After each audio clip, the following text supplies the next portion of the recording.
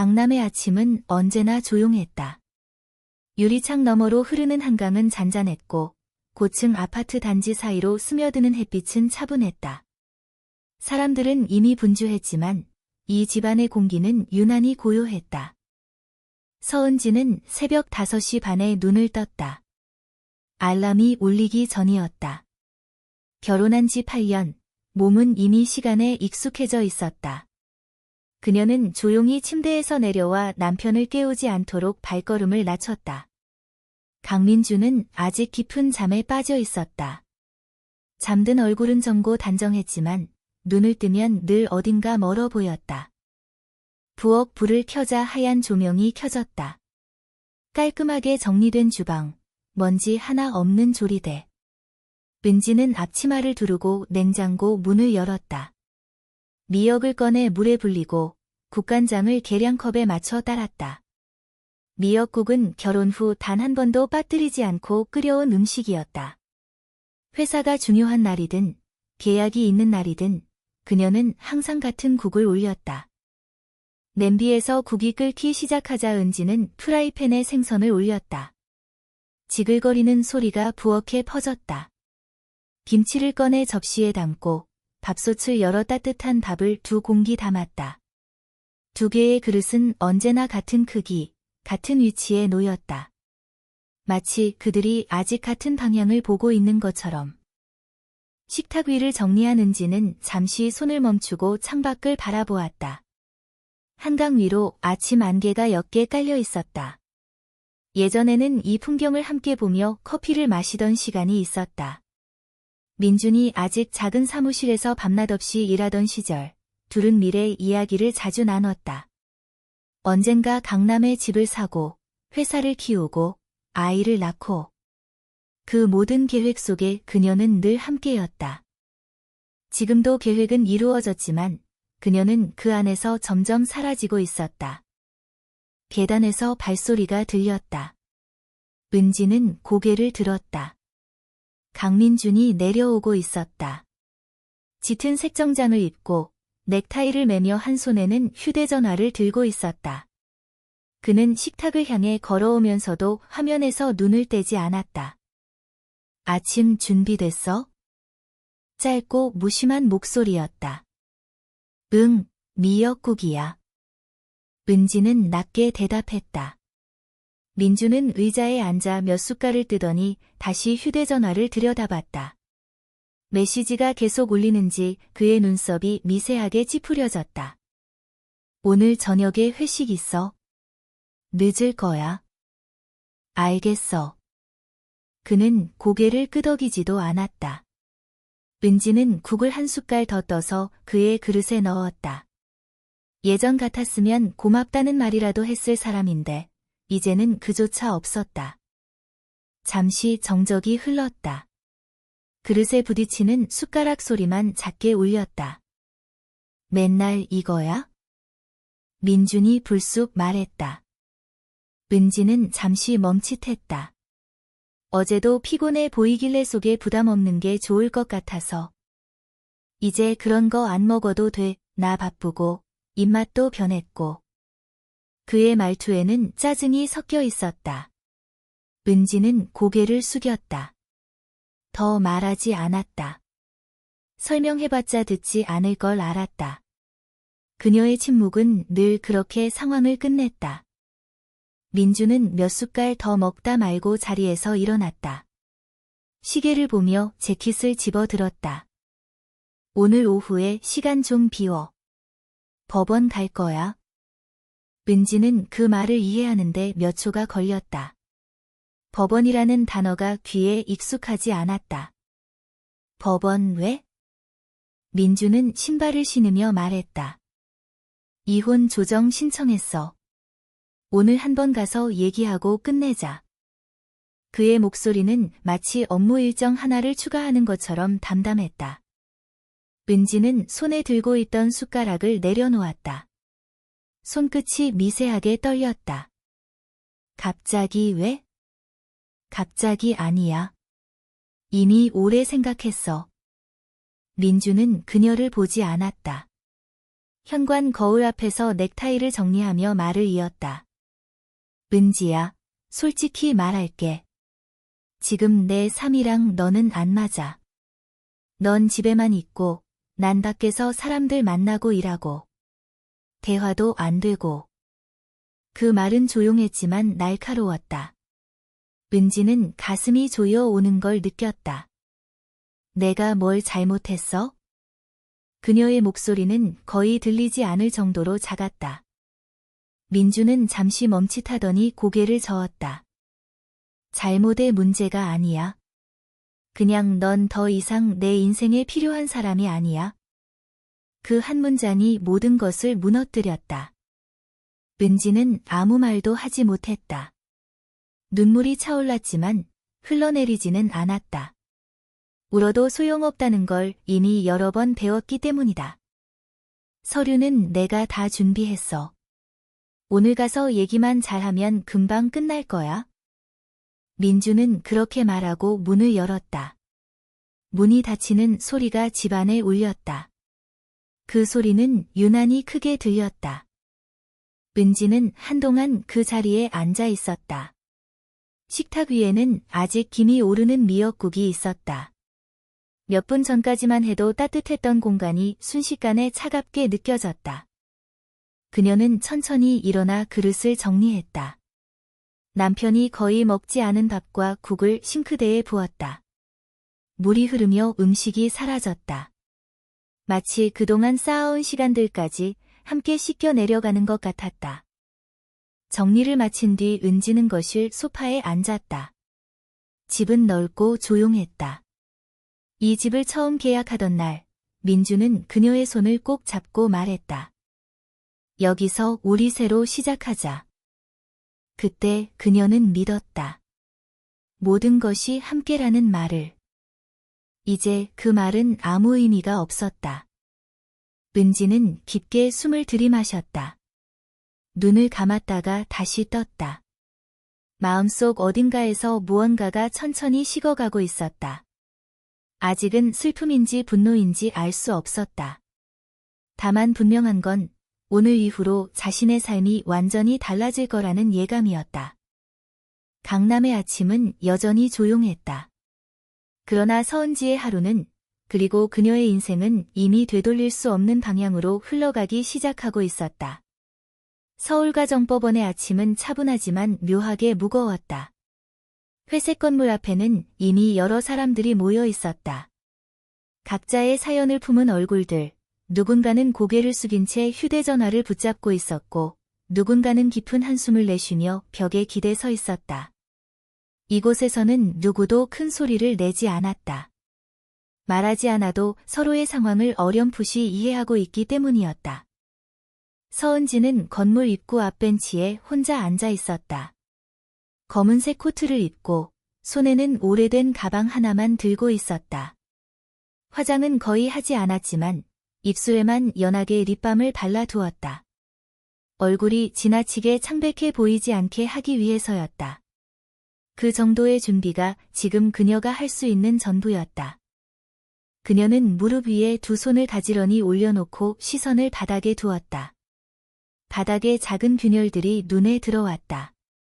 아무 의미 없는 선들이었지만 그 선들을 따라 시선을 옮기고 있으면 마음이 조금 가라앉는 것 같았다. 이혼 조정. 어젯밤 민준의 말이 계속 머릿속에서 맴돌았다.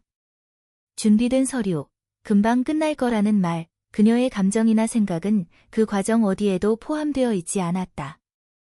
마치 이미 결정된 일에 이름만 적으러 오는 사람처럼 느껴졌다.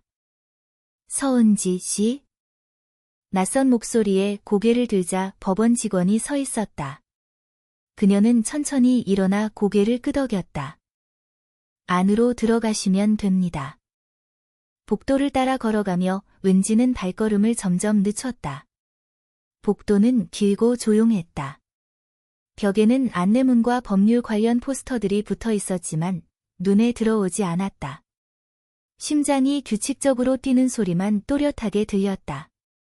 조정실 앞에 도착했을 때 이미 누군가 먼저 와 있었다. 강민준이었다. 그는 혼자가 아니었다. 그의 옆에는 윤아린이 서 있었다. 윤아린은 밝은 새 코트를 입고 있었다. 머리는 단정하게 정리되어 있었고 화장은 깔끔했지만 한눈에 보기에도 공을 들인 흔적이 보였다. 그녀는 이 자리에 어울리지 않게 여유로워 보였다. 아니, 어울린다고 생각하고 있는 것처럼 보였다. 민주는 은지를 보자 잠시 시선을 피했다. 아주 짧은 순간이었지만 분명히 그랬다. 그리고 곧 아무 일 없다는 듯 다시 표정을 정리했다. 왔어? 그는 그렇게 말했다. 어제 집을 나서며 던진 말과 다를 바 없는 톤이었다. 은지는 아무 말도 하지 않았다. 고개만 살짝 끄덕였다. 윤아린이 은지를 위아래로 천천히 훑어보았다. 시선에는 숨기지 않은 평가가 담겨 있었다. 그녀는 입꼬리를 아주 살짝 올리며 말했다. 생각보다 일찍 오셨네요. 은지는 대답하지 않았다. 그저 그 말을 공기처럼 흘려보냈다. 대꾸할 이유를 찾지 못했다. 민준이 낮은 목소리로 말했다. 괜히 말 길어지게 하지 말자. 조용히 끝내자. 그 말은 부탁이 아니라 지시처럼 들렸다. 은지는 그제야 그를 바라보았다. 눈을 마주친 순간 민주는 다시 시선을 피했다. 조정실 문이 열리고 직원이 이름을 불렀다. 세 사람은 차례로 안으로 들어갔다. 방 안은 크지 않았다. 테이블 하나를 가운데 두고 양쪽에 의자가 놓여 있었고 조정위원이 이미 자리에 앉아 있었다. 은지는 지정된 자리에 앉았다. 민주는 그녀의 맞은편에, 윤아린은 민준의 바로 옆에 앉았다. 자연스러운 대치처럼 보였지만 은지에게는 그것만으로도 숨이 막혔다. 오늘은 이혼 조정 절차입니다. 조정위원의 목소리는 차분했다. 양측의 의견을 듣고 원만한 합의를 목표로 합니다. 조정위원은 먼저 민준에게 시선을 돌렸다. 신청인 측에서 이혼 사유를 말씀해 주시겠습니까? 민준은 기다렸다는 듯 입을 열었다. 성격 차이입니다. 그리고 더 이상 대화가 되지 않습니다. 그는 잠시 말을 멈췄다가 덧붙였다. 아내는 결혼 후 일을 하지 않았습니다. 저는 계속 사업을 확장해왔고 점점 생활의 방향이 달라졌습니다. 서로 이해할 수 없는 지점이 많아졌습니다. 그의 말은 논리적이었고 준비된 문장처럼 매끄러웠다. 감정은 배제되어 있었고 사실만 나열하는 듯 보였다. 그러나 그 사실들 속에는 은지가 지워져 있었다. 조정위원은 고개를 끄덕이며 은지에게 시선을 돌렸다. 피신청인께서는 어떻게 생각하십니까? 은지는 잠시 입을 다물고 있었다. 손끝이 차가워졌다. 이 질문이 올 것을 알고 있었지만 막상 입을 열려니 목이 막힌 것처럼 느껴졌다. 저는 목소리가 약간 떨렸다. 그녀는 숨을 한 번 고르고 다시 말했다. 저는 이혼을 원하지 않습니다. 민준의 얼굴이 굳어졌다. 이유를 말씀해 주시겠어요? 은지는 잠시 고개를 숙였다가 다시 들었다. 저는 제 역할을 다했다고 생각합니다. 집을 지키고 남편을 뒷받침하고 그게 제가 선택한 방식이었고 후회하지 않습니다. 민준이 짧게 웃었다. 그건 본인 생각이겠죠. 그 웃음에는 비아냥이 섞여 있었다. 조정위원이 민준을 제지하듯 손을 들었다. 상대방의 발언을 존중해 주십시오. 은지는 다시 말을 이었다. 이번에는 조금 더 또렷한 목소리였다. 제가 묻고 싶은 게 하나 있습니다. 조정위원이 고개를 끄덕였다. 은지는 민준을 바라보았다. 눈을 피하지 않았다. 그동안 제가 당신의 아내였던 시간은 진심이었습니까? 방 안이 잠시 조용해졌다. 민준은 그녀를 바라보다가 고개를 살짝 기울였다. 지금 그런 감정적인 질문을 할 때가 아니야. 그는 짜증 섞인 목소리로 말했다. 괜히 분위기 흐리지 말자. 연기하지 마. 그 단어가 은지의 가슴을 정면으로 때렸다. 연기.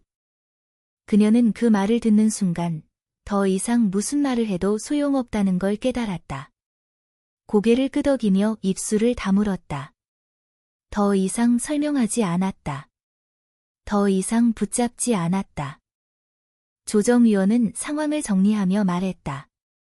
오늘은 일단 여기까지 하겠습니다. 추가 논의가 필요해 보입니다. 민주는 의자에서 일어나며 낮게 말했다. 시간 낭비네요. 그는 윤아린을 향해 고개를 끄덕였고 그녀는 자연스럽게 그의 팔을 잡았다. 두 사람은 아무렇지 않게 조정실을 나섰다. 은지는 잠시 자리에 앉아 있었다. 문이 닫힌 뒤에도 한동안 움직이지 못했다. 방 안에는 그녀와 조정위원만 남아 있었다. 괜찮으십니까? 조정위원의 질문에 은지는 천천히 고개를 끄덕였다. 괜찮습니다. 그 말은 사실이 아니었지만 지금은 그게 중요하지 않았다. 복도를 나와 건물 밖으로 나왔을 때 햇빛이 눈부시게 느껴졌다. 잠시 눈을 감았다가 다시 떴다. 주변 사람들은 각자의 방향으로 흩어지고 있었다. 은지는 혼자 서 있었다. 그녀는 그제야 깨달았다. 오늘 이 자리에서 무너진 것은 결혼이 아니라 자신이 붙들고 있던 환상이었다는 것을. 그리고 그 환상이 무너진 자리에서 아주 조용히 다른 감정이 올라오고 있었다. 두려움이 아니라 더 이상 물러설 곳이 없다는 깨달음이었다. 서울의 하늘은 맑았다. 그러나 서은지의 마음속에서는 이제 막 방향을 바꾼 무언가가 천천히 움직이기 시작하고 있었다. 서은지는 법원 건물을 나와 한동안 그 자리에 서 있었다. 발걸음을 떼지 못한 채 사람들 사이에 섞이지도 못하고 입구 근처를 맴돌았다. 조금 전까지 있던 조정실의 공기가 아직 몸에 남아있는 것 같았다. 윤아린의 시선, 민준의 말투, 그리고 그가 던진 단어 하나가 계속 머릿속을 울렸다. 연기. 그 말은 그녀의 감정을 부정하는 동시에 지난 시간 전체를 부정하는 말이었다. 은지는 결국 천천히 계단을 내려와 길가에 섰다. 택시를 잡을 생각도 들지 않았다. 그냥 걷고 싶었다. 발이 어디로 향하든 상관없었다. 몸을 움직이지 않으면 마음이 더 무너질 것 같았다. 법원에서 조금 떨어진 골목으로 접어들자 소음이 줄어들었다. 카페 몇 곳과 작은 식당들이 줄지어 있었고 점심시간을 앞두고 사람들이 하나둘 모여들고 있었다. 평범한 풍경이었다. 그러나 그녀에게는 모든 것이 낯설게 느껴졌다. 마치 세상은 그대로인데 자신만 다른 층으로 밀려난 기분이었다. 집에 도착했을 때는 정오가 조금 넘은 시간이었다.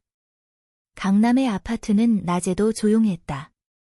엘리베이터 안 거울에 비친 자신의 얼굴을 보며 은지는 잠시 멈칫했다. 아침에 나설 때와 다를 바 없었지만 눈빛이 달라 보였다. 무언가가 빠져나간 것처럼 공허했다. 문을 열고 들어서자 집안은 정리된 그대로였다. 아침에 치워두고 간 식탁, 깔끔한 소파, 벽에 걸린 액자들. 이 집은 여전히 완벽해 보였지만 더 이상 그녀의 공간처럼 느껴지지 않았다. 은지는 코트를 벗어 소파 위에 내려놓고 한동안 서 있었다. 무엇부터 해야 할지 몰랐다. 평소 같으면 점심을 준비했을 시간이었다.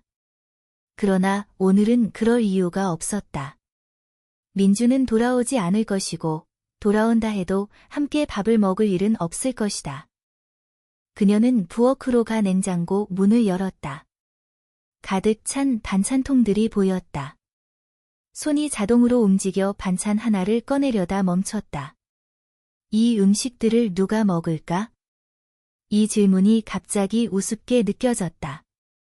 그녀는 냉장고 문을 다시 닫았다. 소파에 앉은 은지는 휴대전화를 꺼냈다. 알림은 거의 없었다.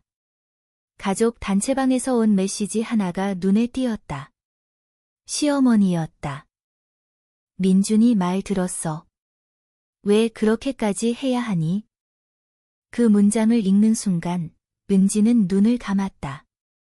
예상했던 말이었다. 그동안 그녀가 겪어온 모든 상황의 연장이었다. 설명을 요구하는 것도 아니었고 위로도 아니었다.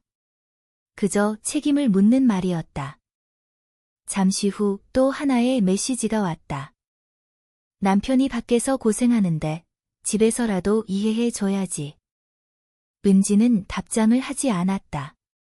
무엇을 말해도 달라질 게 없다는 걸 알고 있었다. 그녀의 침묵은 언제나 오해로 돌아왔고 그 오해는 다시 그녀의 탓이 되었다. 잠시 후 전화가 울렸다. 시어머니였다. 은지는 한참을 바라보다가 결국 받았다. 여보세요. 은지야, 너 괜찮니? 그 말은 걱정처럼 들렸지만 곧 이어지는 말들은 그렇지 않았다. 민준이가 그러더라. 내가 요즘 말도 없고 의욕도 없어 보였다고. 은지는 아무 말도 하지 않았다. 시어머니의 목소리는 이어졌다. 부부라는 게 다 그런 거야?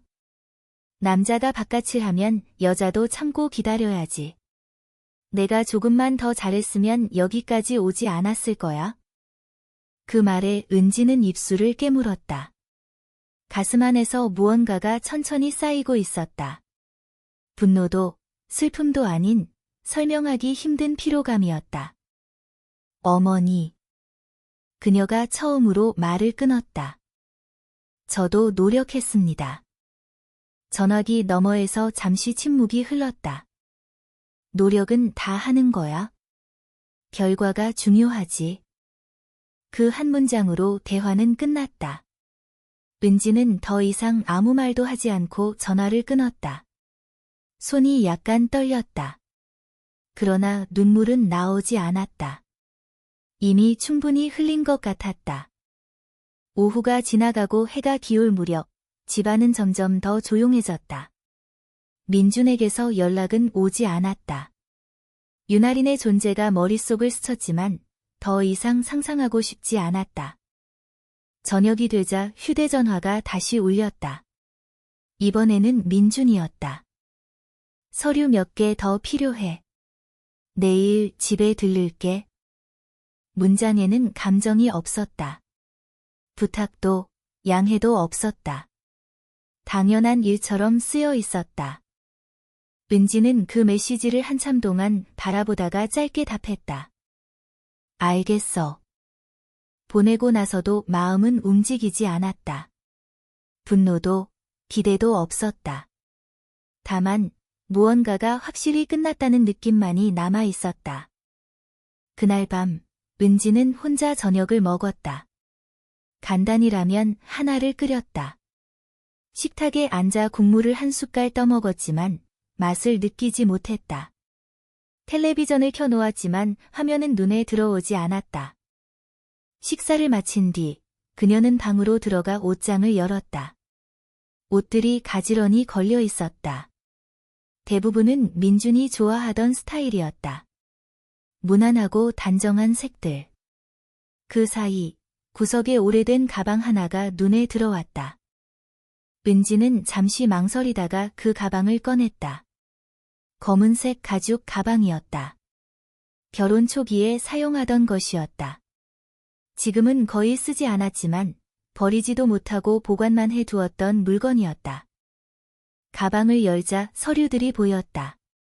오래된 계약서, 복사된 통장 내역, 그리고 몇 장의 메모. 그녀는 그것들을 하나하나 꺼내 보았다. 글씨는 익숙했다. 자신의 손글씨였다. 그 순간 잊고 지냈던 기억들이 하나둘 떠올랐다. 회사가 어려웠던 시절, 민준이 밤마다 서류를 들고 와 그녀에게 보여주던 모습. 이건 내가 대신 서명해줘야 해. 지금은 어쩔 수 없어. 나중에 다 정리할게. 그때의 그녀는 의심하지 않았다. 부부라는 이름을 믿었고 함께라는 말을 믿었다. 은지는 서류를 다시 가방에 넣으며 조용히 숨을 내쉬었다. 마음속에서 무언가가 조금씩 정리되고 있었다. 오늘 법원에서 느꼈던 굴욕, 시어머니의 말, 민준의 메시지. 그 모든 것이 하나의 질문으로 모이고 있었다. 정말로 나는 아무것도 아닌 사람이었을까? 가방을 닫은 은지는 침대에 앉았다. 방 안은 어둡고 조용했다. 창밖으로 서울의 불빛이 반짝이고 있었다. 세상은 여전히 잘 돌아가고 있었다. 그녀는 처음으로 스스로에게 솔직해졌다. 지금까지 자신은 참고 견디는 것만이 옳다고 믿어왔다. 그러나 오늘 그 믿음이 산산이 부서졌다. 그리고 그 자리에 아주 작은 생각 하나가 남았다. 이대로 끝내도 되는 걸까? 서은지는 불을 끄고 누웠다. 쉽게 잠들지 못했지만 눈을 감은 채 가만히 숨을 고르며 그 질문을 놓지 않았다. 아직 답은 없었다. 하지만 분명한 건 그녀의 침묵이 더 이상 예전과 같지는 않을 거라는 사실이었다. 밤은 깊었지만 서은지는 쉽게 잠들지 못했다. 천장을 바라본 채 눈을 감고 있어도 머릿속은 계속 깨어 있었다. 낮에 법원에서 들었던 말들, 시어머니의 목소리, 민준이 보낸 짧은 문자, 그리고 침대 옆에 놓인 검은 가방. 그 모든 것들이 서로 엉켜 마음을 놓아주지 않았다. 결국 그녀는 다시 몸을 일으켰다. 방 안은 어둡고 조용했다. 커튼 사이로 스며드는 서울의 불빛이 희미하게 바닥을 비추고 있었다. 은지는 조심스럽게 침대에서 내려와 가방이 놓인 쪽으로 걸어갔다. 마치 오래 봉인해 두었던 무언가를 다시 열어보는 기분이었다. 가방을 열자 종이 특유의 냄새가 났다. 그녀는 서류를 하나씩 꺼내 침대 위에 펼쳐놓았다. 오래된 계약서, 은행 서류, 보증 관련 문서들. 날짜는 대부분 결혼 초기, 혹은 회사가 막 자리를 잡기 전의 시기였다. 그 순간 기억이 또렷하게 되살아났다. 그때도 이렇게 늦은 밤이었다. 작은 원룸, 오래된 책상 위에 서류가 수북이 쌓여 있었고 민주는 넥타이를 풀지도 못한 채 의자에 앉아 있었다. 얼굴에는 피로가 역력했다. 은지야, 이거 좀 봐줄 수 있어? 그의 목소리는 간절했다.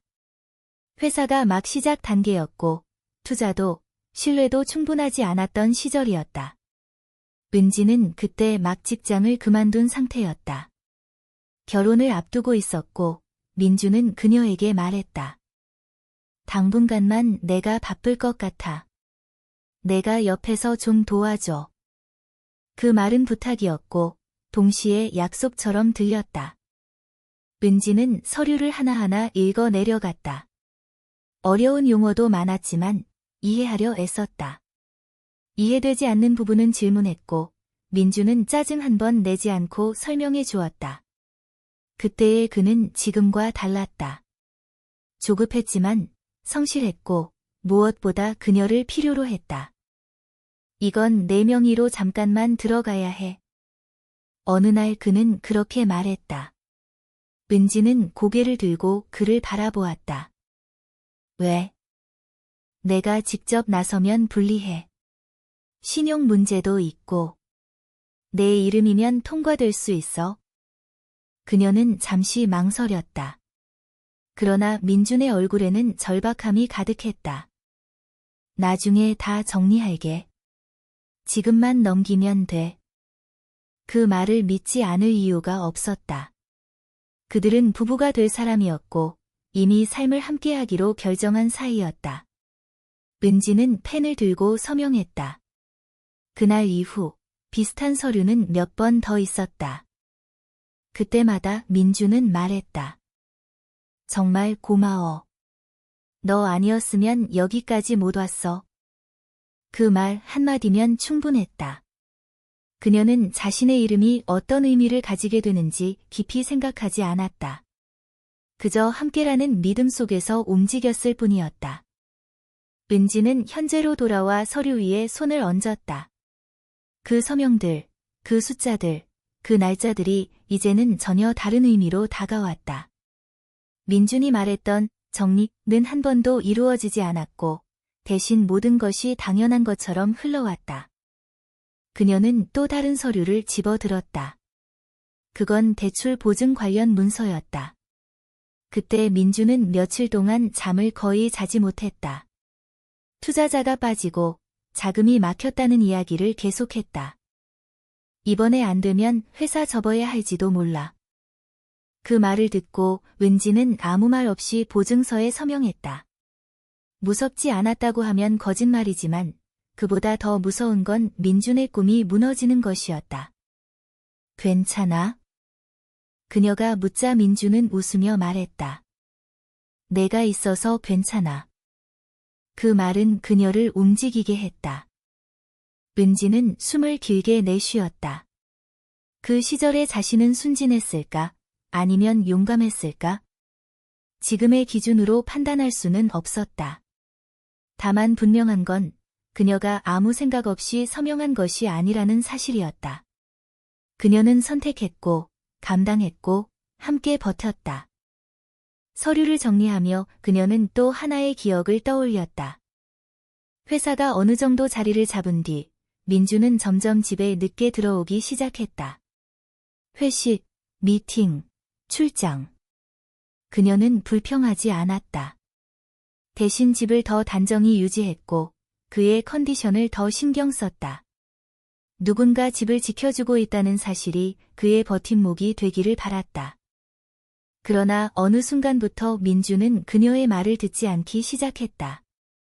회사 이야기를 해도 어려운 건 몰라도 돼 라며 넘겼고 서류를 보여주지 않았다.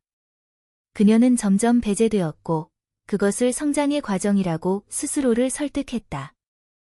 이제는 내가 안 나서도 돼. 그 말이 처음에는 배려처럼 들렸다. 하지만 지금 생각해보면 그때부터 그녀는 조금씩 지워지고 있었던 것이다. 은지는 서류를 모두 다시 가방에 넣었다. 손이 이전보다 단단해진 느낌이었다. 두려움보다는 명확함이 자리 잡고 있었다. 그녀는 더 이상 막연하지 않았다. 침대에 앉아 가방을 무릎 위에 올려두고 한동안 움직이지 않았다. 이 서류들이 무엇을 의미하는지, 앞으로 어떤 선택을 해야 하는지 아직 완전히 알지는 못했다. 그러나 적어도 한 가지는 분명해졌다. 자신은 아무것도 모르는 사람이 아니었다. 아무 기여도 하지 않은 존재도 아니었다. 다음 날 아침, 은지는 평소보다 늦게 일어났다. 부엌으로 가면서도 자동으로 미역국을 끓일 생각이 떠올랐다가 이내 멈췄다. 그럴 필요가 없다는 사실을 다시 떠올렸다. 그녀는 대신 간단히 커피를 내렸다. 창가에 서서 커피를 마시며 그녀는 휴대전화를 확인했다. 민준에게서 온 메시지는 없었다. 그 사실이 오히려 마음을 차분하게 만들었다. 그녀는 연락을 기다리지 않기로 했다. 대신 다른 생각이 떠올랐다. 어제 조정위원회 말, 추가 논의가 필요하다는 말, 그리고 서류들. 은지는 테이블에 앉아 노트 하나를 꺼냈다. 그리고 처음으로 아주 천천히 해야 할 일들을 적기 시작했다. 누구에게 연락해야 할지, 무엇부터 확인해야 할지. 아직은 모호했지만 방향은 잡혀 있었다. 펜을 내려놓으며 그녀는 스스로에게 물었다. 지금까지의 선택이 잘못이었을까? 아니면 이제부터의 선택이 더 중요해지는 걸까? 창밖으로 아침 햇살이 조금 더 밝아졌다. 서은지는 커피를 한 모금 더 마시며 조용히 숨을 고르았다. 과거는 이미 지나갔다. 그러나 그 과거가 남긴 것들은 이제 그녀의 손 안에 있었다. 서은지는 며칠 동안 집을 거의 나서지 않았다. 시간이 멈춘 것처럼 느껴졌지만 실제로는 오히려 빠르게 흘러가고 있었다. 민준에게서 더 이상 연락은 오지 않았고 시어머니 역시 조용했다. 그 침묵은 배려가 아니라 이미 결론이 났다는 암묵적인 통보처럼 느껴졌다. 아침에 일어나면 커피를 내리고 창가에 서서 한강 쪽을 바라보는 것이 그녀의 일상이 되었다. 예전 같으면 집안일을 계획했을 시간에 그녀는 노트를 펼쳐놓고 멍하니 앉아있곤 했다. 노트에는 지난밤에 적어내려간 몇 줄의 메모가 남아있었다. 서류 확인, 법적 권리, 내 이름으로 된 것들. 글씨는 아직 정리되지 않았지만 그 안에 담긴 생각만큼은 분명해지고 있었다. 검은 가방은 이제 침대 옆이 아니라 거실 테이블 위에 놓여 있었다. 숨겨두던 물건이 아니라 다시 들여다봐야 할 대상이 된 것이다. 은지는 가방에서 서류 몇 장을 꺼내 하나씩 읽어 내려갔다. 용어 하나하나가 예전보다 또렷하게 눈에 들어왔다. 그동안 이해하지 못했던 것이 아니라 이해하려 하지 않았던 것이라는 사실이 조금씩 드러났다. 그날 오후 그녀는 결심했다. 더 이상 혼자서 추측만 하지 않겠다고. 감정으로만 이 상황을 받아들이지 않겠다고. 은지는 휴대전화를 들어 검색창에 이혼 재산 분할 상담이라는 단어를 입력했다. 수많은 결과가 나왔지만 그녀는 그중 한 곳의 이름에 시선이 멈췄다. 서초동에 있는 법률사무소였다. 이혼과 기업 관련 자문을 함께 다루는 곳이라는 설명이 눈에 들어왔다. 전화를 걸기까지 몇 분이 걸렸다. 수화기를 귀에 대고도 바로 번호를 누르지 못했다. 지금 이 전화를 걸면 정말로 되돌릴 수 없을 것 같았기 때문이다. 그러나 이미 돌아갈 곳이 없다는 사실을 그녀는 알고 있었다.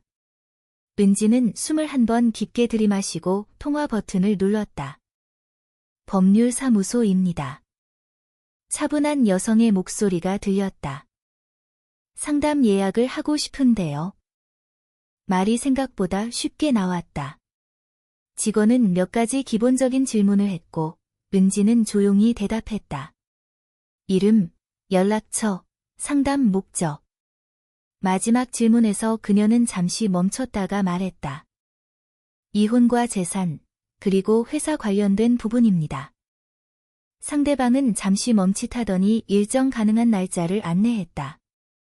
전화를 끊고 나서도 은지는 한동안 그 자리에 서 있었다. 심장이 빠르게 뛰고 있었지만 불안보다는 묘한 안정감이 느껴졌다. 무언가를 결정했다는 사실이 그녀를 조금 단단하게 만들고 있었다. 상담날이 되자 은지는 단정한 옷을 골라 입었다. 지나치게 꾸미지도 지나치게 초라하지도 않게. 거울 앞에 서서 자신의 모습을 바라보며 그녀는 스스로에게 말했다.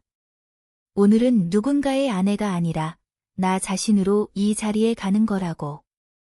서초동의 법률사무소는 생각보다 조용했다.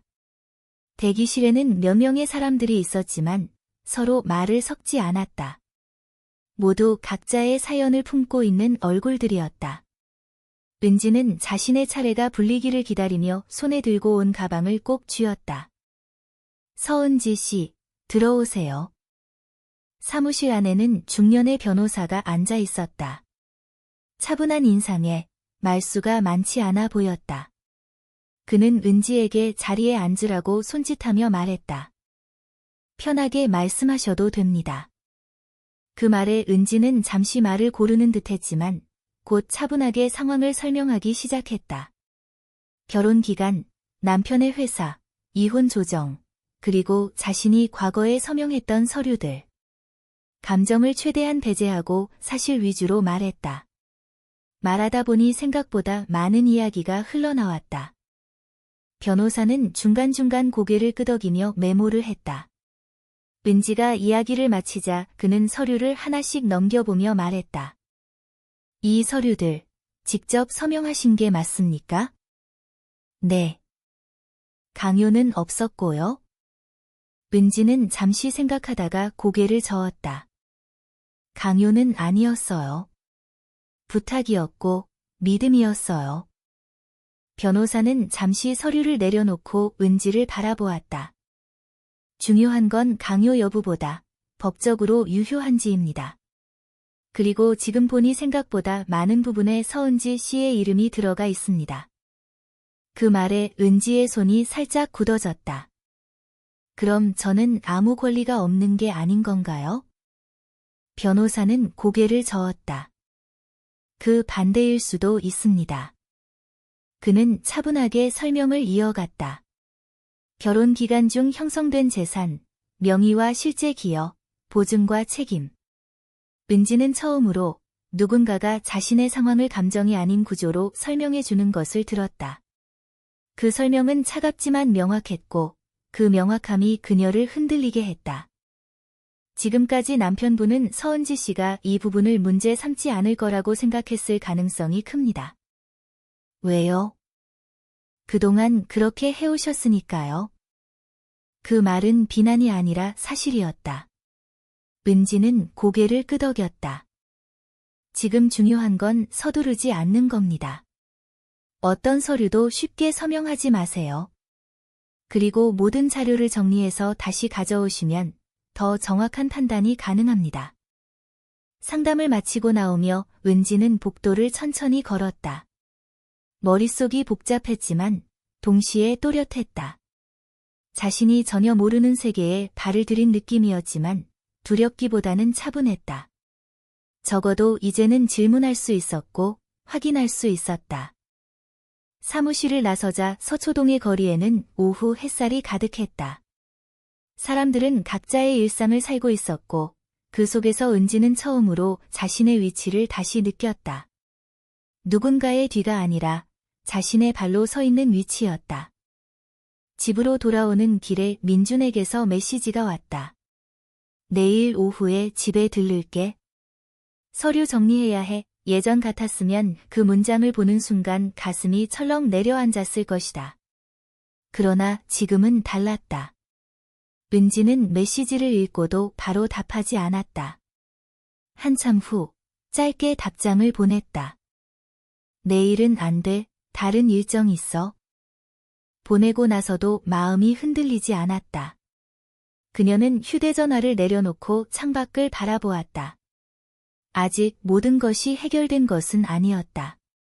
갈 길도 멀었다. 그러나 분명한 변화가 있었다. 서은지는 더 이상 아무것도 모르는 사람이 아니었다. 그리고 더 이상 아무 말 없이 서명만 하는 사람도 아니었다. 민주는 서은지의 답장을 보고 한동안 휴대전화를 내려다보고 있었다. 내일은 안 돼. 다른 일정 있어. 짧은 문장이었다. 변명도 설명도 없었다. 그동안 늘 즉각적으로 반응하던 그녀의 태도와는 달랐다. 그는 잠시 불쾌함을 느꼈지만 곧 대수롭지 않게 넘겼다. 일정이 있다는 말쯤은 얼마든지 할 수 있다고 생각했다. 어차피 결국 서류는 정리되어야 했고 은지는 늘 그랬듯 협조할 거라고 믿었다. 그날 저녁 민주는 윤아린과 함께 강남의 한 레스토랑에 있었다. 조명이 은은한 공간에서 하리는 자연스럽게 메뉴를 고르고 와인을 주문했다. 그녀는 민준의 표정을 살피며 말했다. 요즘 좀 예민해 보여요. 일이 많아서 그래. 민준은 짧게 답했다.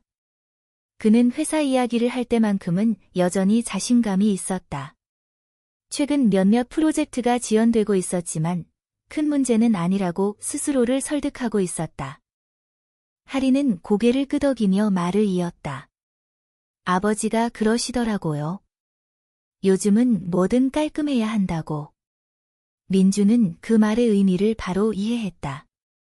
윤 회장은 민준의 능력을 인정하면서도 사적인 문제로 불필요한 변수가 생기는 것을 꺼려했다. 이혼이 길어지는 것도 전 부인과의 관계가 복잡해지는 것도 모두 리스크였다. 곧 끝날 거야. 민주는 확신에 찬 목소리로 말했다. 은지는 복잡하게 굴 사람이 아니야. 하리는 미묘한 미소를 지었다. 그래도 서류는 빨리 정리하는 게 좋을 것 같아요. 괜히 문제 생기기 전에. 민주는 고개를 끄덕였다. 그 역시 같은 생각이었다. 그래서 다음 날 그는 다시 은지에게 메시지를 보냈다. 이번에는 더 단호한 어조였다.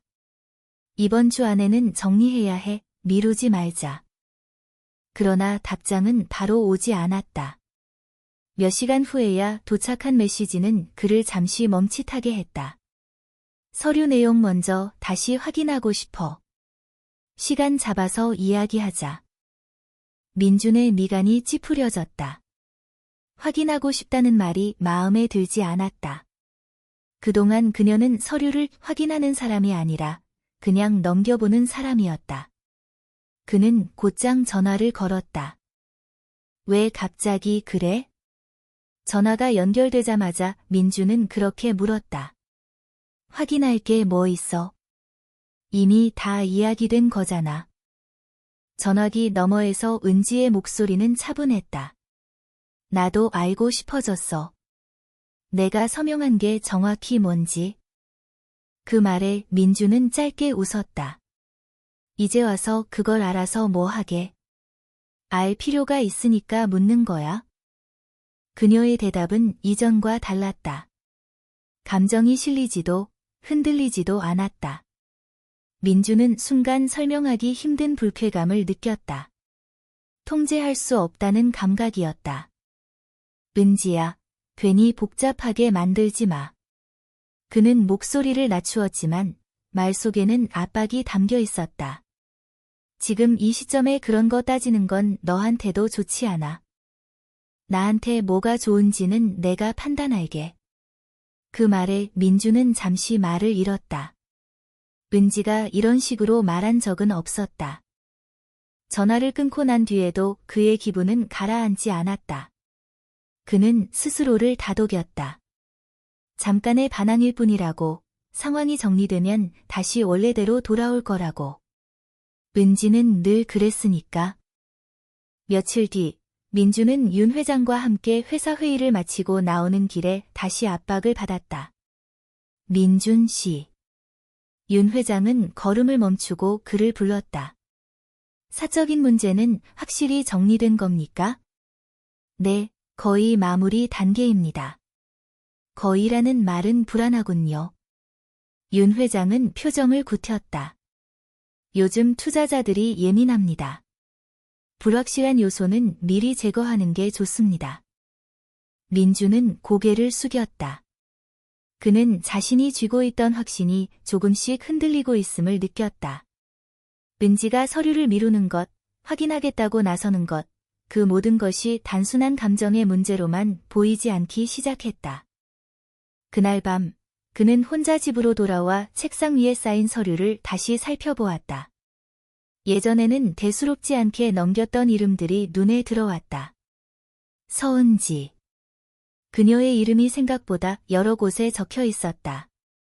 그는 애써 불안을 밀어냈다. 명의는 형식일 뿐이고 실질적인 운영은 자신이 하고 있다는 생각으로 스스로를 설득했다. 하지만 마음 한구석에서는 다른 목소리가 고개를 들고 있었다. 혹시 그동안 너무 당연하게 생각해온 건 아닐까? 그녀가 아무것도 모른 채 계속 따를 거라고 믿었던 것이 과연 맞았을까? 다음 날, 은지는 예정대로 연락을 주지 않았다. 민주는 점점 초조해졌다. 그는 다시 메시지를 보냈고, 이번에는 답장이 왔다. 이번 주 후반에 이야기하자. 그 전에는 어떤 것도 서명하지 않을 거야. 문장을 읽는 순간 민준의 손에 힘이 들어갔다. 그는 처음으로 상황이 자신의 예상과 다르게 흘러가고 있다는 것을 명확히 느꼈다. 그리고 동시에 여전히 자신이 우위에 있다고 믿고 싶어 했다. 은지는 결국 혼자서 아무것도 할 수 없을 거라고, 법이나 구조 같은 복잡한 세계에서는 자신이 훨씬 유리하다고 생각했다. 그는 그 믿음에 매달렸다. 그 믿음이야말로 지금의 그를 지탱하는 마지막 확신이었기 때문이다. 서은지는 약속한 대로 며칠 동안 민준과의 직접적인 연락을 피했다. 일부러 도망치고 싶어서가 아니라 생각을 정리할 시간이 필요했기 때문이다. 법률사무소에서 돌아온 이후 그녀의 하루는 이전과 다른 리듬으로 흘러가고 있었다. 아침에 일어나면 습관처럼 식탁을 먼저 보지 않았고 남편의 일정에 맞춰 시간을 쪼개지도 않았다. 대신 노트를 펼쳐놓고 전날 변호사가 했던 말을 다시 정리하며 하나씩 짚어보았다. 명의, 책임, 기여, 그리고 그동안 자신이 너무 쉽게 넘겨왔던 질문들. 검은 가방 속 서류들은 이제 더 이상 과거의 흔적이 아니라 현재를 설명하는 자료가 되어 있었다. 은지는 서류를 항목별로 나누고 날짜 순으로 다시 정리했다. 그렇게 하다 보니 회사의 성장 과정이 자연스럽게 보였다. 위기였던 시점, 급하게 자금이 필요했던 순간, 그리고 그때마다 등장하는 자신의 이름. 그 사실을 직면하는 일은 쉽지 않았지만 피하지도 않았다. 오히려 마음은 점점 차분해졌다. 막연한 불안은 줄어들고 대신 구조를 이해한다는 느낌이 자리 잡고 있었다. 같은 시각, 민준의 쪽에서는 작은 균열이 눈에 띄기 시작했다. 회사 내부에서 몇몇 프로젝트의 일정이 조정되었고 투자 관련 회의가 연기되었다. 그는 그 모든 것을 일시적인 문제로 치부하려 했지만 반복되는 연락 지연과 미묘한 태도 변화가 신경 쓰였다. 특히 윤 회장의 반응이 달라지고 있었다. 예전처럼 확답을 주지 않았고 조금 더 지켜보자는 말을 자주 했다. 민주는 그 이유를 정확히 짚지 못한 채 막연한 불안만 키워가고 있었다. 그날 오후, 민주는 회사 법무팀으로부터 간단한 보고를 받았다. 큰 문제는 아니라는 전제였지만 몇몇 계약의 구조를 다시 확인할 필요가 있다는 내용이었다. 그는 별다른 표정을 짓지 않았지만 보고서에 적힌 이름 하나가 눈에 걸렸다. 서은지. 자신의 아내였고 곧 전 아내가 될 이름. 그 이름이 업무 문서에서 이렇게 자주 등장한 적이 있었나 하는 생각이 스쳤다. 그는 스스로에게 대답했다. 당연히 있었을 거라고, 그동안 신경 쓰지 않았을 뿐이라고. 하지만 그날 밤, 집으로 돌아온 민주는 좀처럼 잠들지 못했다.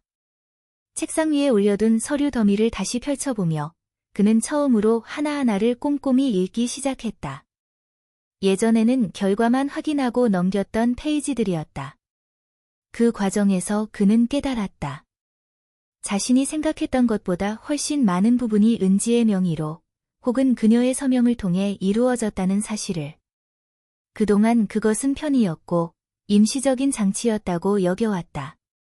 그러나 지금 이 시점에서는 그 임시가 생각보다 오래 지속되어 왔다는 점이 마음에 걸렸다.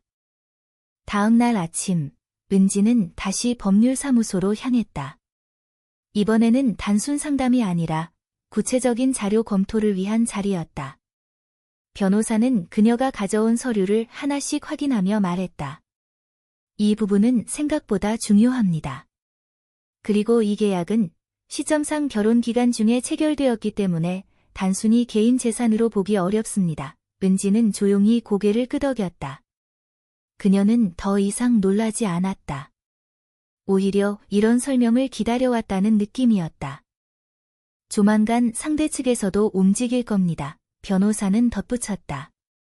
지금처럼 침착하게 대응하시면 됩니다. 그리고 혹시라도 회의나 공식적인 자리에 초대받게 되면 반드시 알려주세요. 그 말에 은지는 잠시 멈칫했다. 공식적인 자리라는 표현이 낯설게 들렸기 때문이다. 그러나 동시에 마음 한편에서는 이미 그런 가능성을 예상하고 있었다.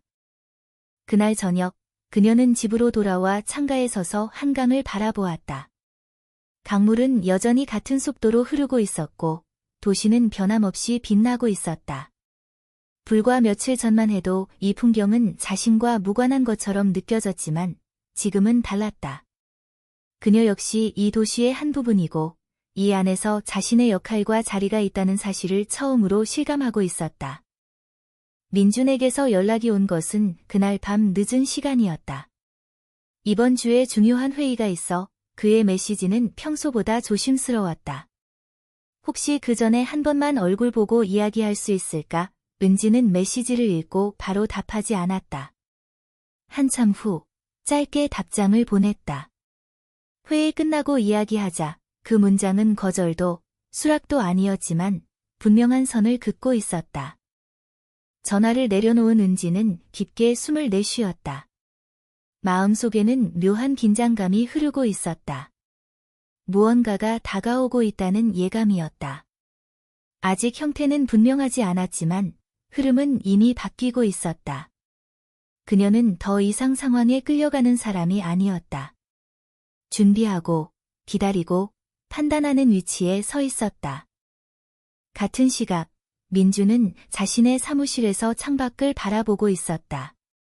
그는 이유를 알 수 없는 불안에 휩싸여 있었다. 모든 것이 여전히 자신의 손안에 있는 것처럼 보였지만 그 소나기가 예전만큼 단단하지 않다는 느낌을 지울 수 없었다. 그는 아직 깨닫지 못하고 있었다. 이 불안의 정체가 무엇인지, 그리고 그것이 어디에서 비롯된 것인지를. 다만 확실한 것은 그동안 당연하게 여겼던 전제가 하나둘 흔들리고 있다는 사실이었다. 서울의 밤은 조용히 깊어갔다. 그리고 그 고요함 속에서 두 사람의 삶은 이미 서로 다른 방향으로 가속되고 있었다. 회의가 열리는 날 아침, 서울의 하늘은 유난히 흐렸다. 비가 올 듯 말 듯한 공기가 도시에 내려앉아 있었고, 강남의 고층 빌딩들은 그 안개 속에서 더욱 단단해 보였다. 민주는 평소보다 일찍 사무실에 도착했다. 중요한 투자자와 파트너들이 한자리에 모이는 회의였다. 윤 회장 역시 참석한다고 했고, 이 회의가 향후 몇 개의 대형 프로젝트 방향을 좌우할 예정이었다. 민주는 거울 앞에서 넥타이를 다시 매며 마음을 다잡았다. 이 회의만 잘 넘기면 모든 것이 다시 제자리를 찾을 거라고 믿고 싶었다. 이혼 문제도, 은지의 태도 변화도 지금은 잠시 옆으로 미뤄둘 수 있는 일이라고 생각했다. 적어도 그는 그렇게 정리해 두어야 했다. 회의실에 들어서자 이미 몇몇 임원들과 외부 인사들이 자리를 잡고 있었다. 낮은 목소리로 오가는 인사말, 서류 넘기는 소리, 커피 향이 섞여 긴장된 공기가 흐르고 있었다. 민주는 자리에 앉으며 자연스럽게 회의 자료를 펼쳤다. 윤 회장은 아직 도착하지 않은 상태였다. 잠시 후 회의 시작을 알리는 안내가 있었고 참석자들이 모두 자리에 앉았다. 문이 닫히고 회의실은 한층 더 조용해졌다. 그때였다. 회의실 문이 다시 열렸다. 민주는 무심코 고개를 들었다가 그 순간 시선이 멈췄다. 서은지가 들어오고 있었다. 그녀는 검은색 재킷에 단정한 셔츠를 입고 있었다. 화장은 거의 하지 않았지만 얼굴에는 흔들림이 없었다. 예전처럼 조심스럽게 주변을 살피지도 않았고 누군가의 눈치를 보지도 않았다. 그녀는 안내를 받으며 회의실 안으로 들어와 망설임 없이 지정된 자리에 앉았다. 회의실 안이 미묘하게 술렁였다. 몇몇 사람들은 서로 눈빛을 교환했고 누군가는 자료에서 이름을 다시 확인하는 듯했다. 민주는 잠시 현실을 인식하지 못한 채 그녀를 바라보고 있었다. 왜 여기에 있는지, 어떤 자격으로 앉아 있는지 이해할 수 없었다. 윤 회장이 그제야 회의실로 들어왔다. 그는 자리에 앉으며 주변을 둘러보다가 은지를 발견했다. 아주 짧은 순간 그의 눈빛이 달라졌다. 놀람과 경계가 섞인 시선이었다. 그러나 그는 곧 아무 일 없다는 듯 표정을 정리했다. 회의가 시작되었다. 진행자는 오늘 논의할 안건들을 차례로 설명했고 민주는 평소처럼 중간중간 의견을 덧붙였다. 그의 목소리는 안정적이었고 논리도 명확했다. 그러나 그의 집중력은 자꾸만 흐트러졌다. 시야 한편에 들어오는 은지의 존재 때문이었다.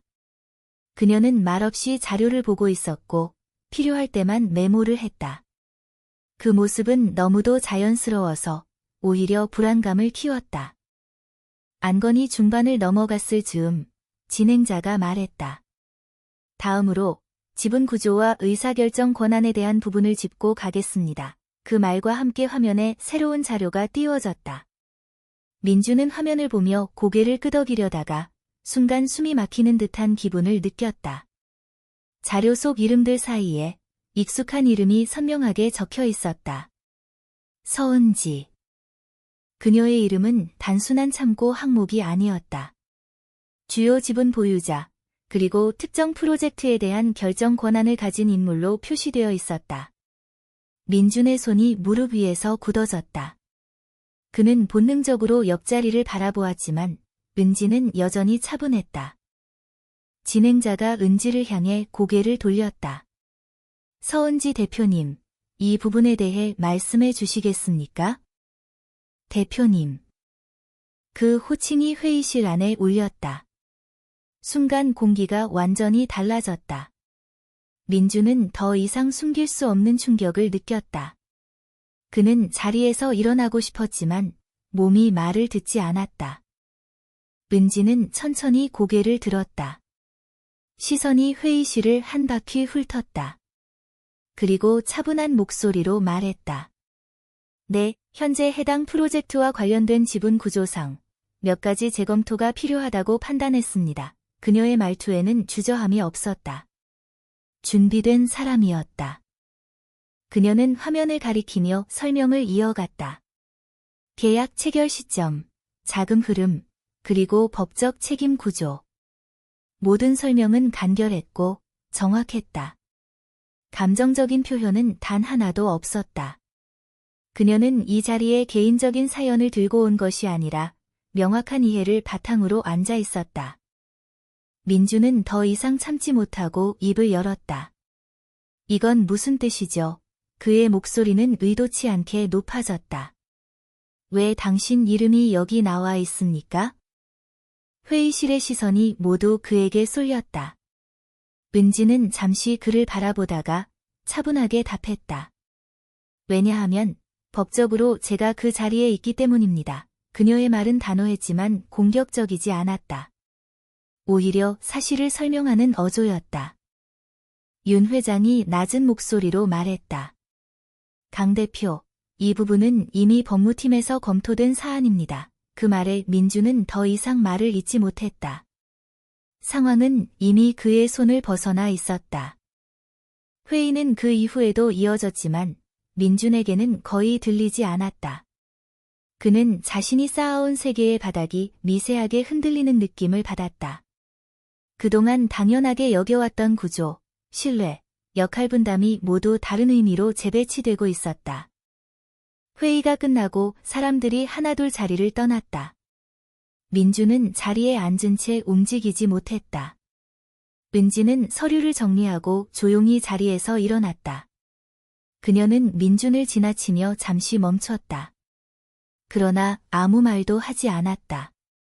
그 침묵은 어떤 말보다 강했다. 회의실 문이 닫히고 민주는 그제야 고개를 숙였다. 그는 처음으로 깨달았다. 자신이 끝까지 통제하고 있다고 믿었던 모든 것 위에 이미 다른 이름이 올라와 있었다는 사실을.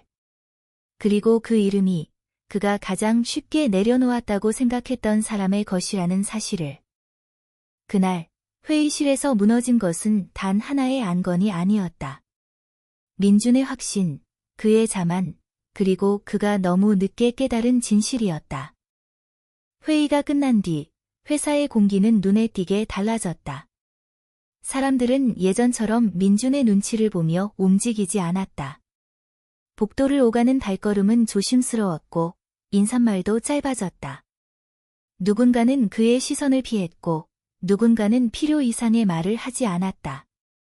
민주는 그 변화를 느끼고 있었지만 인정하고 싶지 않았다. 단지 회의 하나였을 뿐이라고, 곧 정리될 일이라고 스스로를 설득했다. 그러나 정리되지 않았다. 오히려 그 반대였다. 그날 오후부터 메일 함에는 재검토, 추가 확인, 일정 보류라는 단어들이 반복해서 쌓이기 시작했다. 투자 관련 미팅은 연기되었고 이미 합의가 끝났다고 생각했던 계약도 다시 논의하자는 요청이 들어왔다. 민주는 책상에 앉아 모니터를 바라보며 한참을 움직이지 못했다. 상황이 왜 이렇게 흘러가는지, 정확히 어떤 지점에서 균열이 생긴 것인지 파악하기 어려웠다. 그날 저녁, 윤 회장에게서 연락이 왔다. 잠깐 볼 수 있겠나? 민주는 거절할 수 없었다.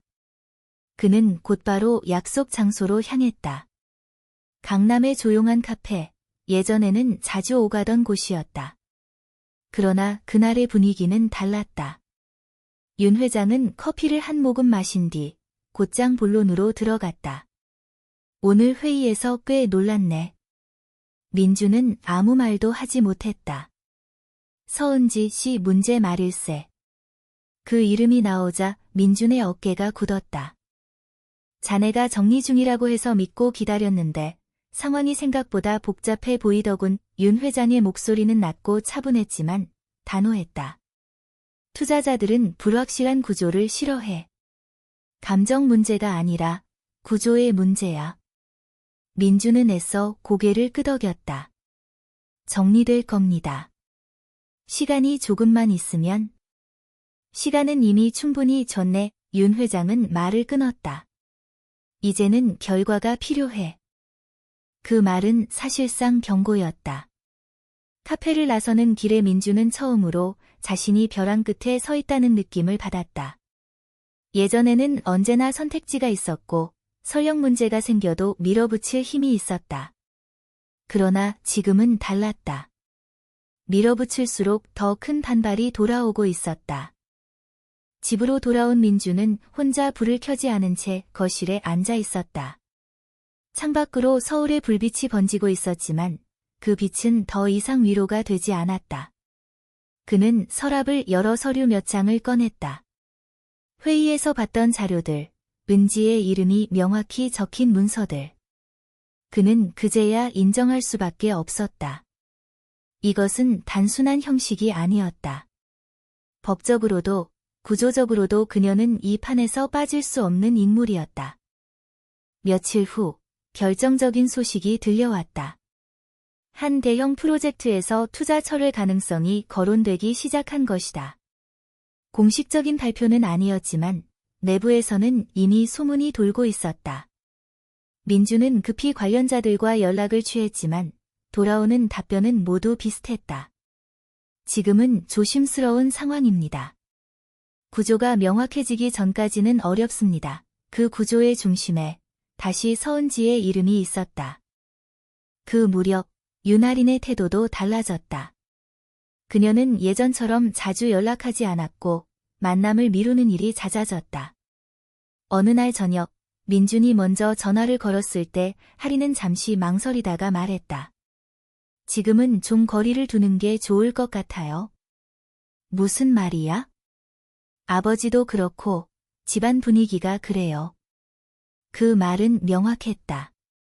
상황이 불리해지자 그녀 역시 한 발 물러나고 있었다. 며칠 뒤 하리는 짐을 정리해 집을 나갔다. 잠깐 생각할 시간이 필요해. 그녀는 그렇게 말했지만 민주는 알고 있었다. 이별에 가까운 말이라는 것을. 문이 닫히고 난 뒤 집안은 지나치게 넓고 조용해졌다. 그동안 자신이 무엇으로 버텨왔는지, 무엇을 잃고 있었는지 이제야 보이기 시작했다. 반면 은지의 시간은 다른 방향으로 흘러가고 있었다. 그녀는 변호사와 함께 추가 자료를 정리하며 차분하게 대응하고 있었다. 회의 이후로 몇몇 관계자들이 직접 연락을 해왔고 그녀는 감정적인 이야기를 하지 않았다. 오직 구조와 사실, 그리고 법적인 위치만을 이야기했다. 그 태도는 상대방에게 신뢰를 주었다. 그녀는 누군가를 공격하지도 복수하려 하지도 않았다. 다만 자신의 자리를 정확히 알고 있을 뿐이었다. 민주는 더 이상 상황을 외면할 수 없었다. 그는 처음으로 은지에게 직접 만나자는 연락을 보냈다. 예전처럼 명령조가 아니었다. 답장은 오래 걸리지 않았다. 정식으로 이야기할 자리를 잡자 그 문장은 짧았지만 분명했다. 이제는 그녀가 주도권을 쥐고 있다는 사실을 그는 인정할 수밖에 없었다. 그날 밤 민주는 혼자 앉아 과거를 떠올렸다. 회사가 아무것도 아니었던 시절, 은지가 옆에 앉아 서류를 함께 보던 밤들. 그때는 그것이 당연하다고 생각했다. 그녀가 거기 있는 것이, 그녀가 서명하는 것이, 그녀가 믿어주는 것이. 그는 그 믿음 위에 회사를 세웠고 그 믿음을 너무 쉽게 소모해버렸다. 이제 남은 것은 결과뿐이었다. 민주는 처음으로 깨달았다. 자신이 잃어버린 것은 단지 사업의 안정성이나 관계 하나가 아니라 함께 버텨온 시간과 그 시간을 가능하게 했던 사람이라는 것을. 그러나 그 깨달음은 이미 너무 늦은 뒤에 찾아오고 있었다. 이혼 절차의 마지막 날은 예상보다 조용했다. 서울가정법원의 복도는 여전히 차분했고 사람들은 각자의 사정을 안고 무표정한 얼굴로 오가고 있었다. 서은지는 검은 코트를 입고 천천히 걸어 들어왔다. 몇 달 전 이곳에 처음 왔을 때와 같은 장소였지만 그때와는 전혀 다른 마음이었다. 불안도 두려움도 없었다. 오히려 모든 것이 정리되는 순간을 담담히 받아들이고 있었다.